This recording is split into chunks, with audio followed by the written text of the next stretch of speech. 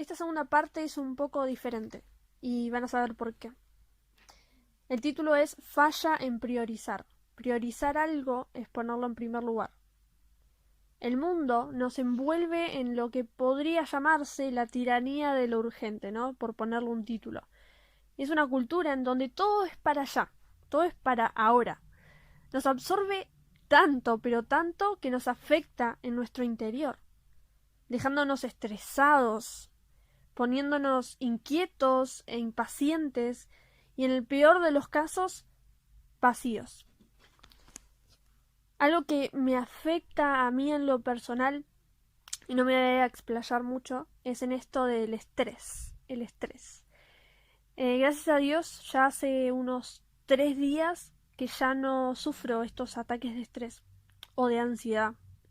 Pero realmente es algo que sufría, ¿sí? Y no es nada lindo.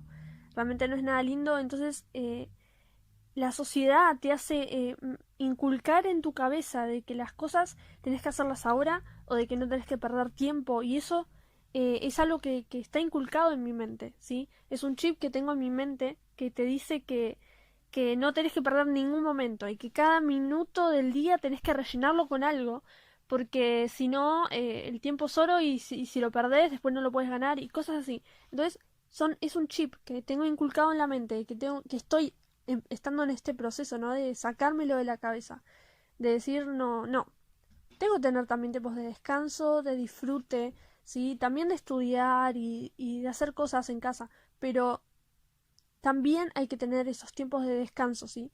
De disfrute, de tener paz, de tener tiempos con Dios y estar en paz.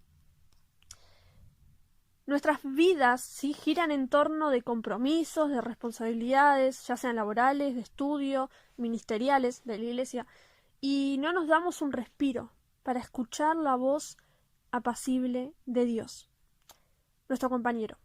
Y esto no quiere decir que yo, por ejemplo, en lo personal, en este tema, no es que no estaba escuchando la voz de Dios o no tenía tiempos de intimidad con Él, sí los tenía, pero ponía quizá como prioridad en esto me di cuenta que estaba en un activismo, ¿no? De hacer cosas y hacer.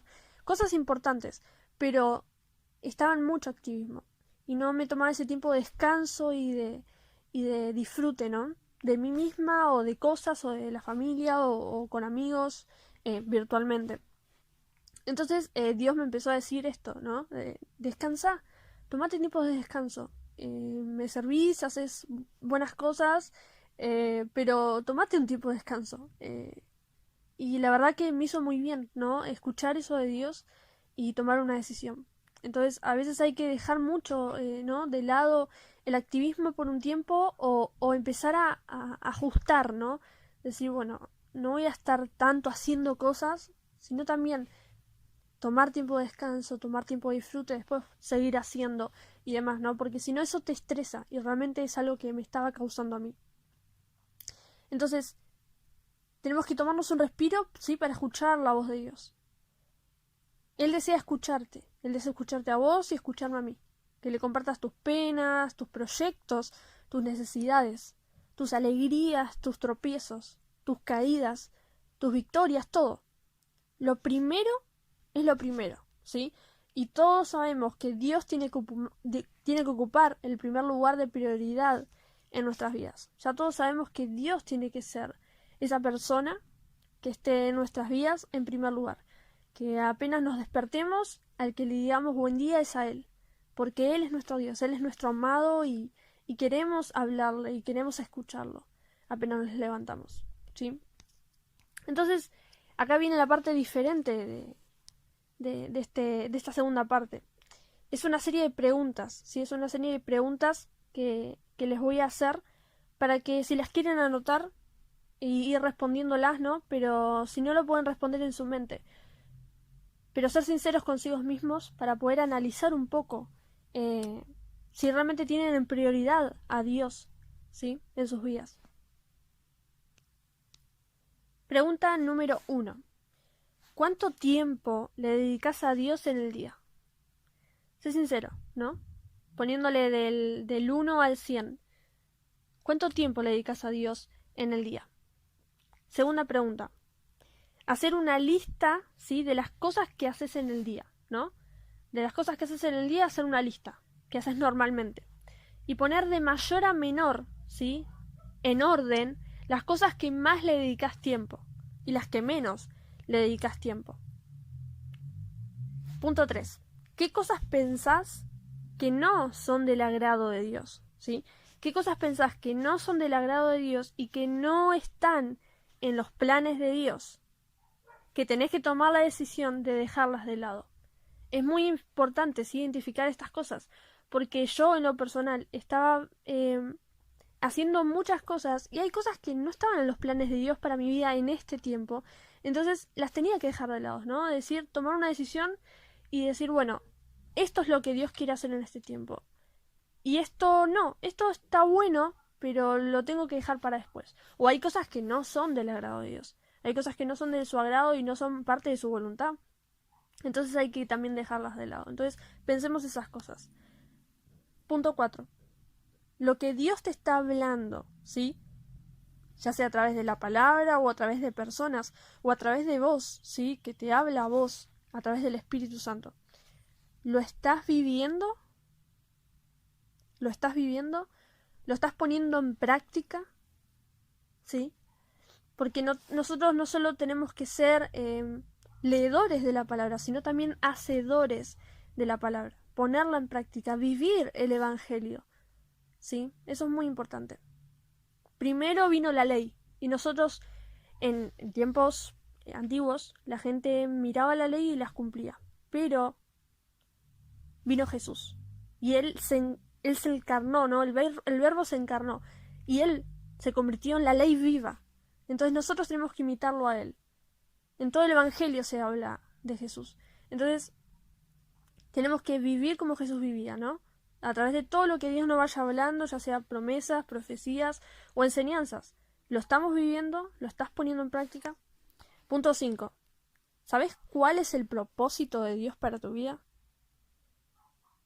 El llamado de todos es predicar el Evangelio, es ir y hacer discípulos.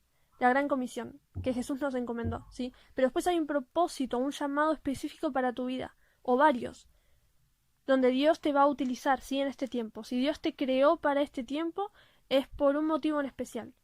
Si Dios te dio habilidades, dones o cosas específicas a vos, es para utilizarte para sus planes, ¿sí? Para establecer sus planes en esos tiempos. Entonces, ¿sabes cuál es el propósito de Dios para tu vida?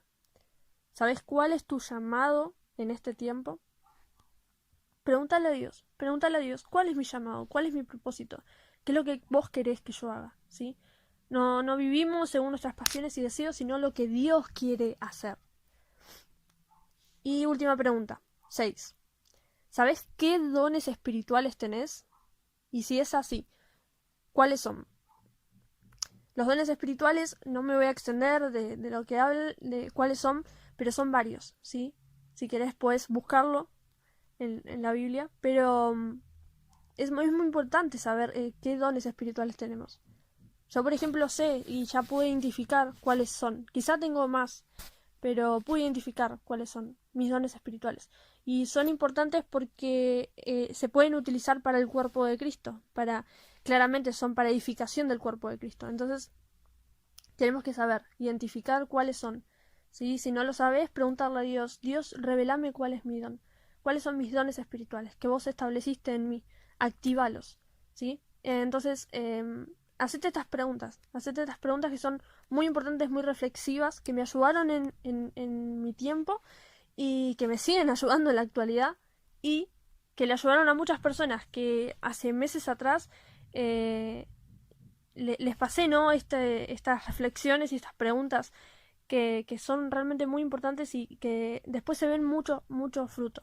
Así que les aconsejo que se las hagan y que si les fue de bendición, que se lo compartan a otros. Pero realmente esto te ayuda a analizar en cómo estamos y en qué tenemos que mejorar.